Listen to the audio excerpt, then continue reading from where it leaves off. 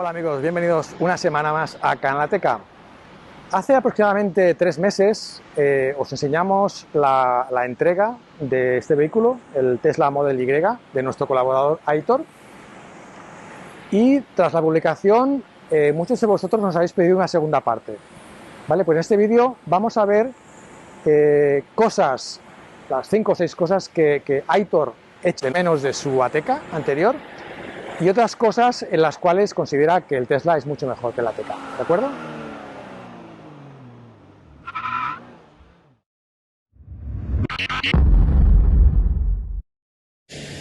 Buenas tardes, Aitor. Como comentaba al principio, cuéntanos 5 o 6 cosas que echas en falta del Tesla respecto a tu anterior Ateca. Mira, la primera es el radio de giro. El radio de giro, la verdad que no mucha gente lo comenta, pero el radio de giro la verdad que es insuficiente. Tienes que hacer mucha maniobra para entrar a un parking, un aparcamiento, cualquier historia. Porque, ¿qué pasa? En este caso contamos con 2 motores, uno en cada eje, y que el eje delantero lleva su propio motor. Entonces, ¿qué pasa? Que el motor delantero va muy bajo respecto al suelo para poder meter un maletero delantero, para meter ahí cosas y tal. Entonces, claro, a la hora de girar limita mucho el radio de giro por esa historia, por el maletero delantero y por el motor que está puesto tan bajo para aprovechar ese espacio. Y después, la segunda cosa es que, claro, respecto a mí el radio de giro, el coche es muy grande. O sea, respecto a la Ateca, unas medidas muy contenidas para el coche que es, la verdad que súper aprovechable, porque del segmento es de lo más pequeño que hay realmente la Ateca. Y claro, este es enorme. El espacio es muy bueno también. La Ateca también tenía muchísimo espacio, la verdad. En este igual, pero con unas medidas pues americanas. O sea, el coche es muy grande, muy ancho, muy de todo. Y claro, sumamos el radio de giro a esto, pues la verdad que en ese caso he hecho mucho de menos en la Ateca a la hora de meterme en un parking, de aparcar o cualquier historia. La tercera cosa es la posición de conducción. En la Ateca, para ser un SUV, el asiento, cuando lo bajas, yo siempre lo llevaba abajo del todo, sentías como que no llevabas un SUV. O sea, el asiento bajaba mucho, sentías que ibas más pegado al suelo. Obviamente seguía siendo un SUV, pero la posición de conducción, la verdad que para mi gusto, no parecía un SUV, no parecía un SUV. En este caso, el asiento va puesto más alto y claro, aún yo siempre lo asiento siempre lo llevo abajo del todo, en todos los coches. En este caso lo llevo siempre abajo, pero sigue siendo alto. Entonces, claro, en ese caso, entre el volante también, que es más deportivo el de la Ateca, y el asiento, yo me quedo con el Ateca a la hora de deportividad, porque no sé, como que sentías que el coche era más dinámico.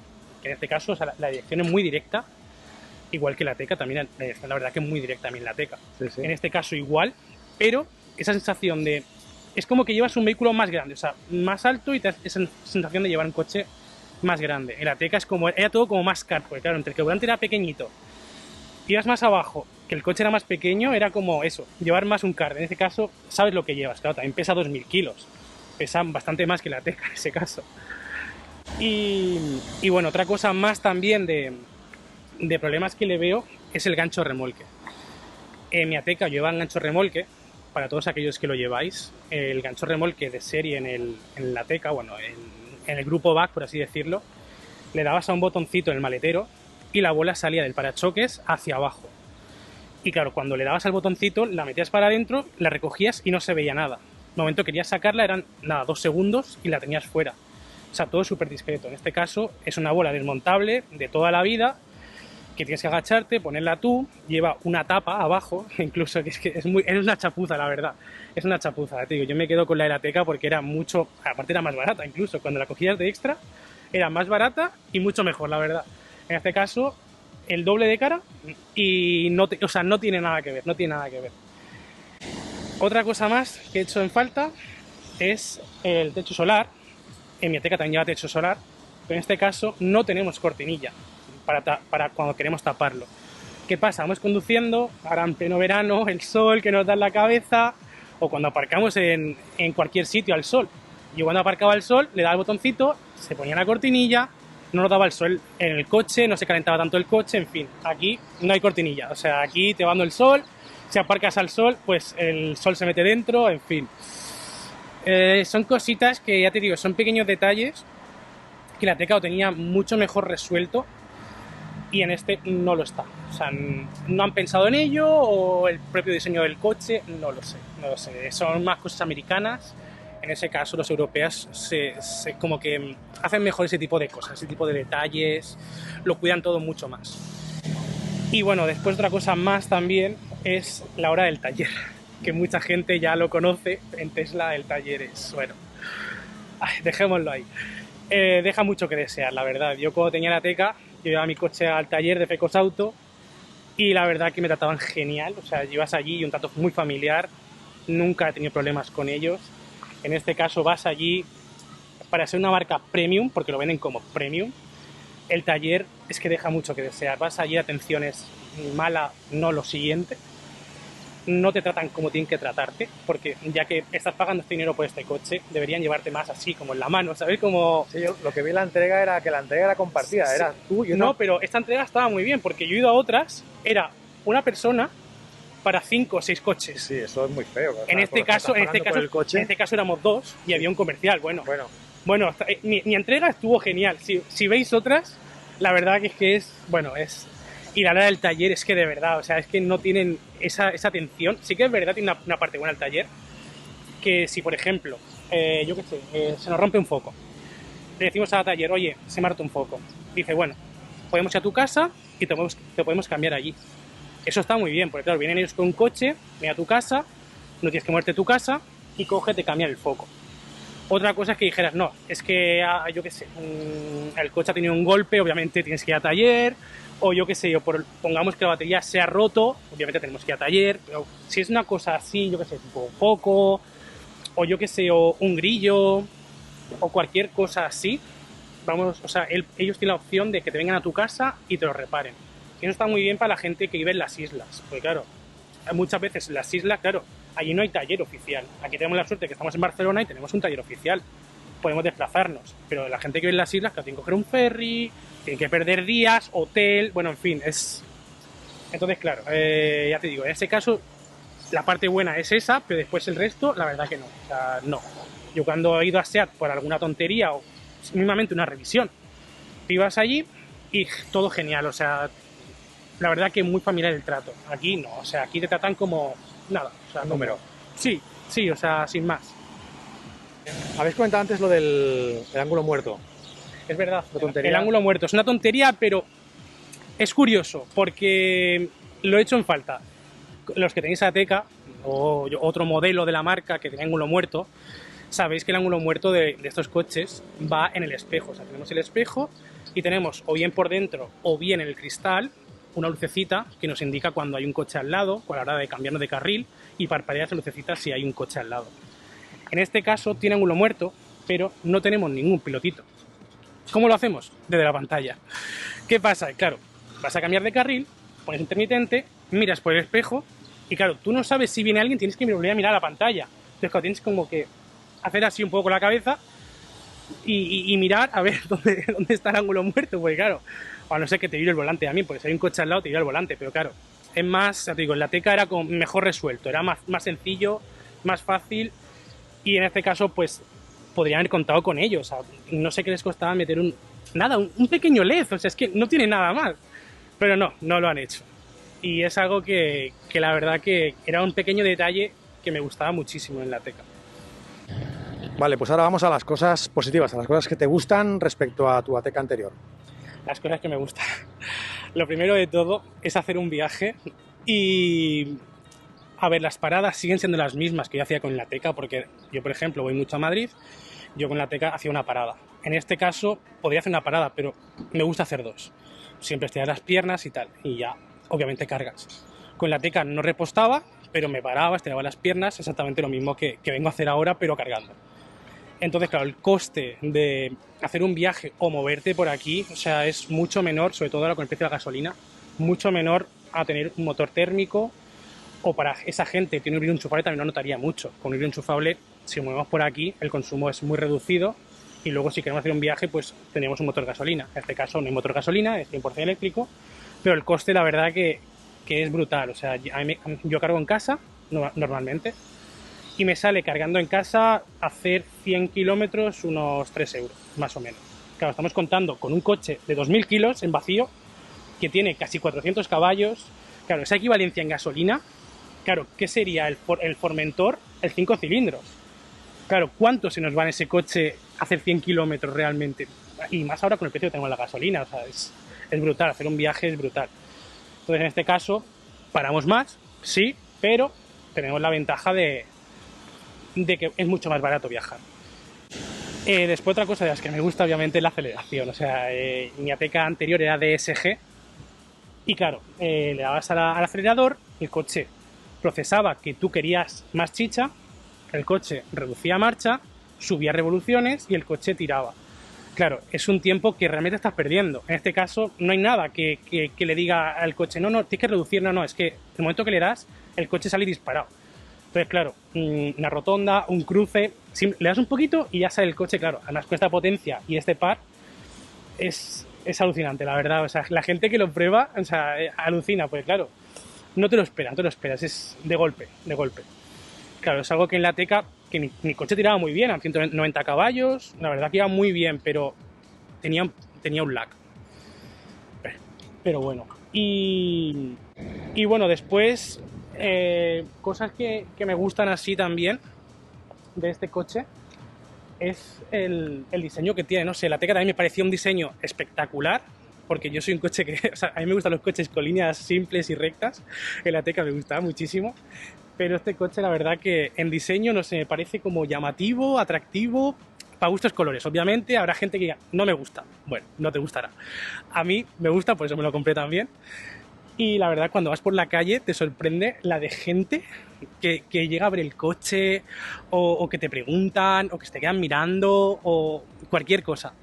Porque también es una cosa que también tiene que me encanta, es modo centinela, que es eso, a la gente que lo conozca, hay gente que no. Para la gente que no conozca, ahora explico qué es. Centinelas son cámaras por todo el coche que lo que hacen es, cuando vamos circulando, hace dashcam, o sea, en el caso de tener un accidente, va grabando todo, y en caso de tener el coche aparcado, lo que hace es un modo vigilancia. El caso de que yo deje el coche aparcado en la calle y se acerque alguien para hacer algo, o no, hay gente que simplemente lo ves curioseando el coche, pero ya sabes, el típico graciosillo que coge la llave y te lo raya, o yo que sé, o estás en el coche aparcado y viene alguien y te da un golpe y se va, pues todo esto el coche lo guarda en un pendrive. ¿Eso es legal? Es legal con matices, o sea, es legal siempre y cuando no comparta esos vídeos. Entonces, si es para mi uso o en caso de denuncia ante el seguro, sí es válido. Vale. Pero yo qué sé, yo colgar estos vídeos en redes sociales o pasarlo por un grupo o algo así, eso sí que es ilegal. Pues claro, ya estás mostrando a la persona a otros terceros que no tienen nada que ver y pueden difundir el vídeo, en fin. Entonces, claro, esos vídeos son para mí. Pero ya te digo, o sea, tiene una cámara aquí, laterales también. Y ya te digo, lo que hace es que, si por ejemplo vamos por aquí y nos acercamos, tocamos el coche, lo que sea, lo primero que hace son destellos, para que nos asustemos, como que, hostia, el coche ha hecho algo. Y luego nos anuncia en la pantalla que el coche está grabando. Si tú pasas por aquí al lado así, el coche no le pasa nada, no sé, que te acerques así, o lo toques, o cualquier cosa, entonces sí que salta. Y luego cuando nos fuimos al coche, cuando vamos a cogerlo, nos salen los sucesos que ha habido. Entonces ya nos ponemos a mirar y bueno, en fin. Y curiosidad saber qué ha pasado. Y ya tengo mucha gente, después la ves en las grabaciones, acercándose al coche o haciéndose fotos incluso. O sea, digo, hostia, esto no va a pasar en la vida. Ves a gente ahí, y niños sobre todo, también niños, ahí mirando el coche, ¡hola, un Tesla! Y es curioso, la verdad, es algo que no había pasado y la verdad que a veces me da un poco de apuro porque vas por la calle y como que la gente te mira mucho. Claro, no estoy acostumbrado a ese tipo de reacciones. Claro, yo veo que la Ateca y pasaba desapercibido, es lo que me gustaba. Y con este coche, pues no. Y hay mucha gente, pues mucho desconocimiento, mucho curioso. Y bueno, en fin, hay gente que te pregunta incluso ¿y qué autonomía tiene? ¿Y qué tal? No sé qué. Y empieza a verlo y digo, no, súbete y míralo por dentro. Y bueno, en fin, eso. ¿Qué más? Tema maletero, ¿qué tal? Oh. Tema maletero mucho, mucho, claro. A ver, la Ateca tenía mucho maletero para las medidas que tenía, porque las medidas que tiene son muy aprovechables. En este caso, son mucho más grandes las medidas, pero también tenemos mucho más maletero.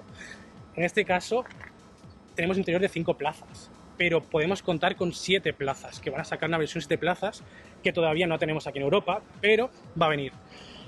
O sea, eso quiere decir que el coche es muy grande, o sea, por medida sería como un Seat Tarraco o algo así. ¿Qué pasa? Que la forma, al ser coupé, no sé yo qué tal irá a las plazas traseras, porque claro, tiene mucha caída de techo. Para niños será, porque claro, para alguien de mi tamaño no creo que quepa ahí dentro. Y también van una pasta. Las plazas traseras en la opción son 3.200 euros. Y claro, no sé yo si venderán mucho. Yo creo que supongo que eso, gente que tengan 3 niños o lo que sea, digan, mira, para cuando vengan amigos, pues cogemos las plazas traseras, pero yo es algo que no cogería. Y la verdad que maletero, o sea, yo siempre uso en el coche y ahí me sobra espacio. Ya me sobraba con la Teca y ahora aquí, claro, tengo un maletero delantero más trasero. Claro. Es mayor que este que el de la Teca, ¿no? Sí, sí, mucho más. El doble casi, te diría yo. Porque el trasero creo que son 800 litros o 900 litros, claro.